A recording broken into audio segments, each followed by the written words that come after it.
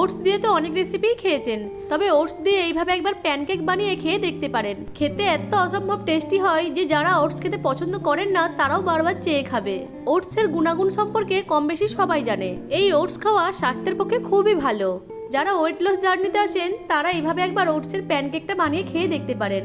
নমস্কার বন্ধুরা, আমি ঝর্ণা সিম্পল রেসিপির আরেকটা নতুন ভিডিওতে আপনাদের সবাইকে স্বাগতম জানাই। কেমন আছেন সবাই? আশা করছি ভালো আছেন। ওটসের এই প্যানকেকগুলো খুব কম উপকরণে চটজলদি বানিয়ে নেওয়া যায়। চলুন তাহলে রেসিপিটা শুরু করি। ভীষণ টেস্টি এবং হেলদি ওটসের এই প্যানকেকগুলো বানানোর জন্য প্রথমে আমি একটা মিক্সিং বলে মেজারিং কাপের 2 কাপ ওটস নিয়ে নিচ্ছি। এখানে নর্মাল প্লেন ওটসটাই ব্যবহার করতে হবে। আপনারা চাইলে ওটসের পরিমাণটা বাড়িয়ে বা কমিয়ে নিতে পারেন। এখন ওটসের মধ্যে 2টো ডিম ভেঙে দিয়ে দিচ্ছি।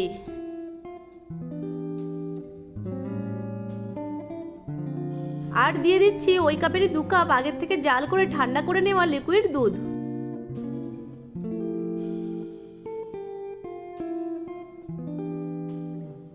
এখন দুধ আর ডিমগুলোকে ওটসের সাথে খুব ভালো করে মিশিয়ে নিতে হবে।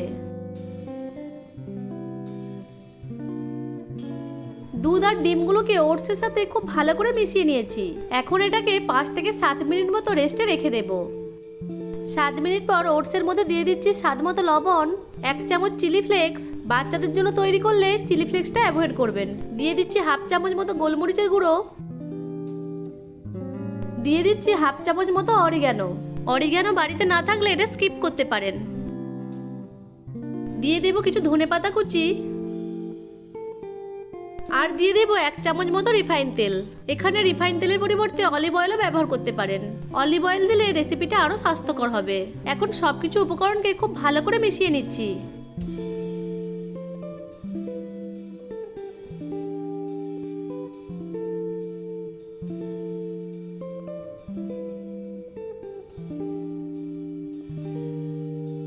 ওটসের প্যানকেকগুলো বানানোর জন্য ওটসের মিশ্রণটা একদম রেডি হয়ে গেছে। এখন প্যানকেকগুলো তৈরি করে নেব। তার জন্য গ্যাসের ফ্লেম অন করে একটা প্যান বসিয়ে তাতে অল্প পরিমাণে রিফাইন তেল দিয়ে তেলটাকে গরম করে নিচ্ছি। তেল গরম হয়ে গেলে তেলটাকে ব্রাশ করে নেব। এখন 2 হাতা ওটসের মিশ্রণ নিয়ে প্যানের মধ্যে দিয়ে দেব। এবার হাতার পিছনের দিক দিয়ে এভাবে একটু স্প্রেড করে দেব।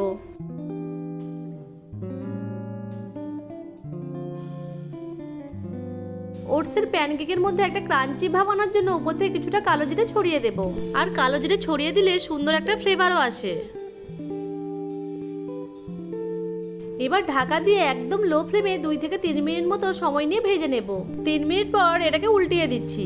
উপরটা দেখুন ড্রাই হয়ে এসেছে।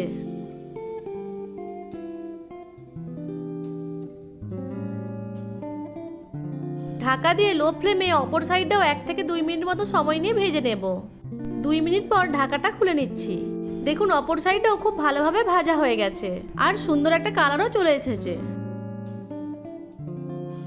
একটা ওটসের প্যানকেক তৈরি হয়ে গেল। এখন প্যান থেকে তুলে নিচ্ছি। একইভাবে সব প্যানকেকগুলো তৈরি করে নেব।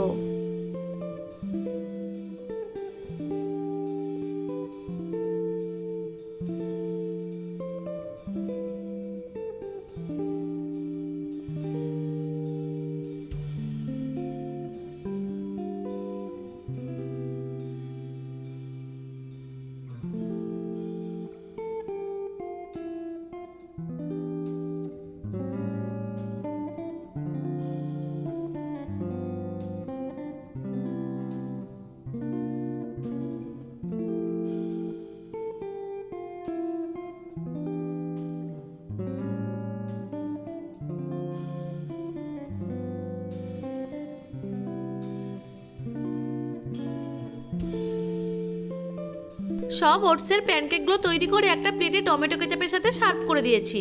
ওটসের এই প্যানকেকগুলো দেখতে যেমন সুন্দর হয়, খেতেও তেমনই ভীষণ টেস্টি হয়। আর দেখলেন তো কত সহজেই বানিয়ে নেওয়া যায় ওটসের এই প্যানকেকগুলো। আশা করছি আজকের রেসিপিটা আপনাদের কাছে ভালো লেগেছে।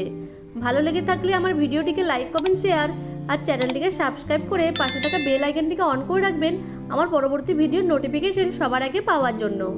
ওটসের এই প্যানকেকগুলো উপর থেকে ক্রাঞ্চি আর ভেতর থেকে সফট হয়েছে। বাড়িতে একবার হলো এইভাবে ওটসের প্যানকেক বানিয়ে দেখবেন আর আমাকে কমেন্ট করে জানাবেন রেসিপিটা কেমন লাগলো আপনাদের। ভিডিওটা প্রথম থেকে শেষ পর্যন্ত দেখার জন্য আপনাদেরকে অসংখ্য ধন্যবাদ।